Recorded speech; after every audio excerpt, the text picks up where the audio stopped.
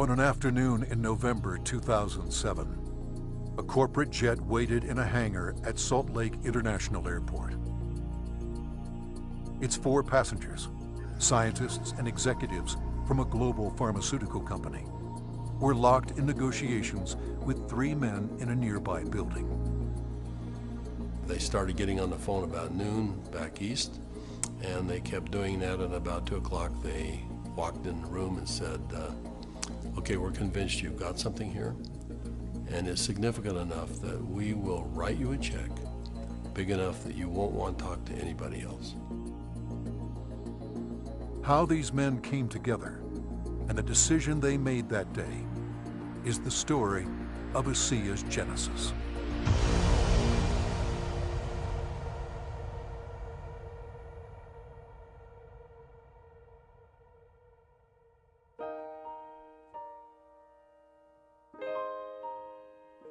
A lot of people have fathers that teach them sports.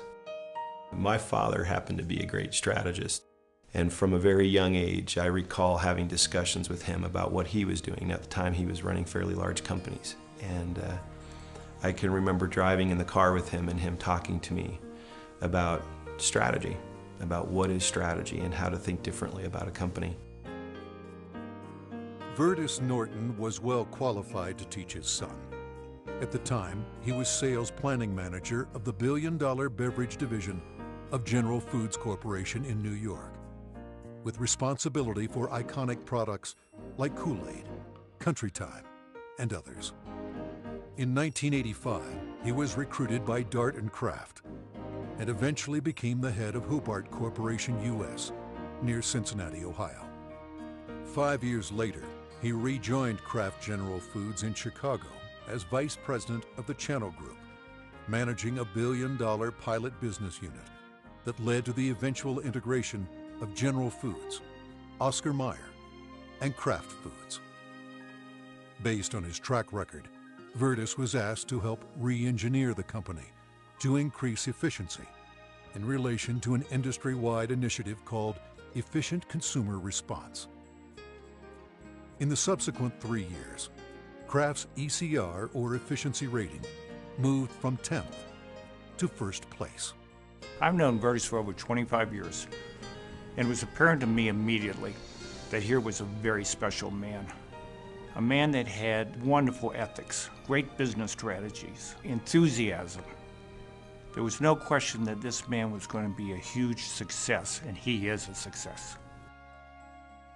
Verdis retired from Kraft at age 57 and moved to Park City, Utah. We thought he would take retirement seriously. He did not. Shortly after doing some service for our church, he was asked to run a biotech company. He had a lab in Southern California, 5 PhDs reporting to him, a series of master's or graduate students as well, all doing work for him there. And he ran that for 4 years, and we thought he was done. But Verdis Norton was not done. Through his son Tyler, Verdis was introduced to another biotech company and invited to become a member of their board. I recall coming to the house one afternoon only to find books strewn about his desk, chemistry and biology books, and I said, "Now what in the world are you doing now?" And he proceeded to tell me that he had been invited to sit on the board of this company that had an incredible technology. And I do recall him saying, "But they don't know exactly what they have." And that's an invitation to my dad. He's going to figure it out. He's a puzzler. I was intrigued until they told me it was made from salt water. And I told them, this doesn't sound right, and you're going to have to convince me it's real. They said, well, we can do that. They said, we have a lot of research, and we'll give you some of the best research. You can look at it. And after running a lab and having my association with these people for 4 years, I knew what to look for. And I went through the science, and it was good, defensible science. Then they gave me a list of people to call, and I was calling Harvard, UCLA, University of Washington, University of Indiana, major labs across the United States, and everyone I talked to raved about the product, the way the company was intending for it to be used, and also they raved about the fact that you could drink this product and get a benefit from it. At the time, the product could only be produced in limited quantities through small devices. Highly unstable, it had to be used within minutes of production. But seeing the strength of the product, Verdis agreed to join the board of directors. As soon as I did that, they said, we're going to give you one of these devices to put in your house. We'd like you to become familiar with it. I started drinking the product that was made in this device, and my thinking cleared up. I had more energy. I felt better than I had for years. And now, keep in mind, I was in my 60s at that time. And I thought, holy cow, what is this? So I went to the first board meeting and found out that they were flat out of money. They were $1 million in debt. We said, let's see if we can help them find money. We tried for about 90 days, could not. Eventually, the company folded, and they actually merged it with another company, an energy company. And when that happened, that company started selling off assets. And so we started down the road together, and over the course of a year, we discovered what the product was and why it worked. We developed what's called the mechanism of action. They discovered the product was based on redox biochemistry, a new field of science that emerged near the beginning of the 21st century. Redox signaling is a function central to all forms of life. Redox signaling molecules are created within every cell of the body and are vital to the immune system and to cellular repair and replace mechanisms. As one gets older, the body's ability to make these molecules decreases, a function of aging. The product provided a replenishing source of the exact redox signaling molecules the body creates, and in the same balance, enhancing cellular health. Knowing the product's shelf life was essential, Verdis challenged a team of researchers, including Dr. Gary Samuelson, to find a way to stabilize the product. We didn't know if it could be done, and we bought some equipment and kept making product over and over and over again, and we'd run it through the computer. And finally, after months, he finally came in and said, I think I've got the product stabilized. And we started testing it and found out that he had, in fact, stabilized the product. After stabilization had been achieved, Verdis met with a group of university scientists. We had told them that we had stabilized this mix of molecules, and they said, no, it can't be done. And we said, no, we have done it. And they said, no, it can't be done. And they were so adamant that they were slapping the table. And we said, well, wait a minute. We'll come back tomorrow and show you the product. So we took the product back the next day. Said, this is stabilized redox signaling molecules. Both positive and negative molecules in the same bottle, stabilized. And they said, how in the world did you do this? So one of the big breakthroughs is the fact that we can stabilize molecules that you're not supposed to be able to do that. The molecules in ASEA are supposed to be fleeting. They should all return to salt and water in just a matter of minutes, and they don't. Meanwhile, Verdis's son Tyler had arrived at the pinnacle of his career in the financial services business. His father took occasion to explain to him the technology he had acquired. He said to me, this is the product. He reminded me it was made from salt and water, and I was very concerned. At church the following Sunday, I was discussing some of the challenges of some of the members of our congregation, and I had a neighbor friend that we discussed the majority of that meeting, who, despite seeing a number of professionals and trying to solve a challenge that he had a significant issue, they were just not able to really help and find a solution for him. And it was then that this product popped into my mind. I wondered and asked, despite my doubts, could this help? Could this make a difference for him? I called Dad, and he said, of course it will help. Now, I didn't have that conviction at the time. He did, and he was willing to get some of that product. We got that product to my neighbor, and from that point forward, I felt confident that I had done my part. And given that I was still doubtful and even fearful, I kind of washed my hands from it.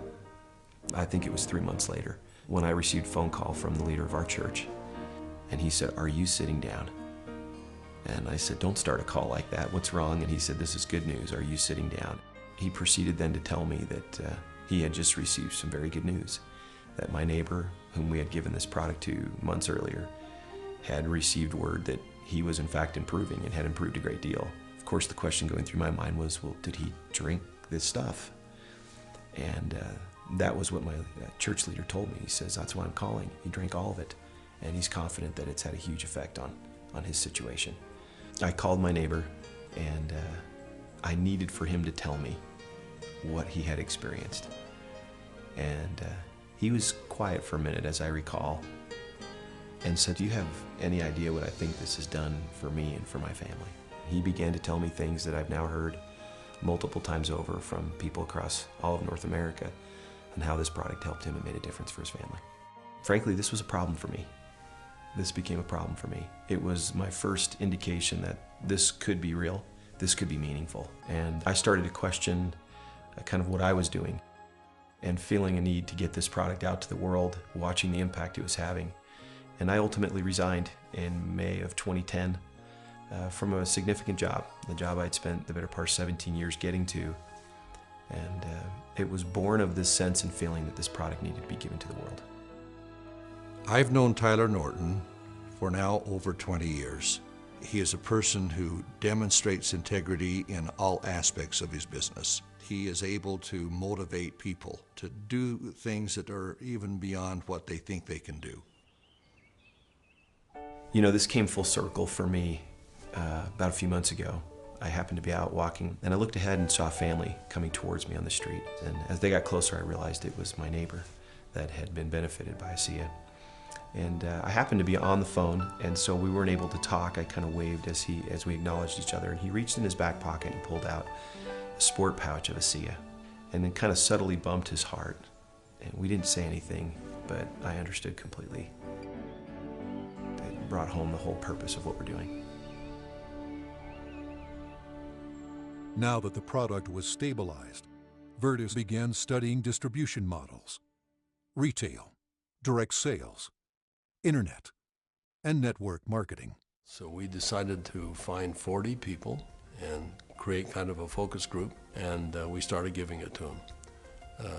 We did that for about 2 months, and we said, let's go out and find out where we are with these 40 people. So when we went out and contacted them, we found out that the 40 people had turned into 135, and the product had been shipped to 20 different countries without our knowing it. And we said, well, we've got the answer we wanted. People will, I think, buy this product. When they determine that there is a perceived health benefit, they'll buy it. ASEA LLC opened its doors for business in July 2009 with just a handful of independent associates.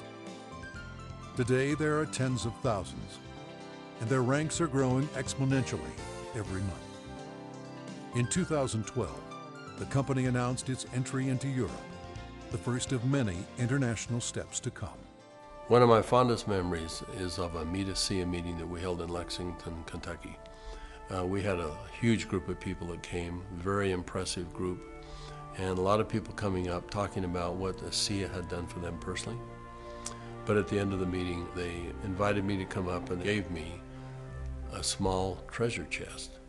Wasn't very big, but as you open up the treasure chest, it's filled with letters of gratitude and thanks.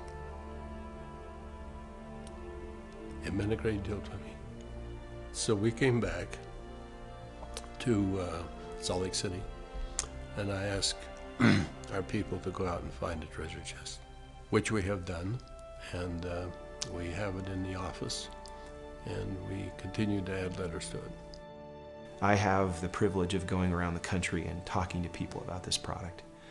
And it's not uncommon at the end of a meeting to have a group of people line up and want to tell me, and really thank me, but more thank my dad. And as they tell their stories, and I get a chance to look into their eyes and sense their sincerity and the realness of what this has done for them, more than once, I've had to step out of the room and find a corner in a hotel somewhere where I could compose myself and get myself in order after hearing how sincere and thankful they are for this product.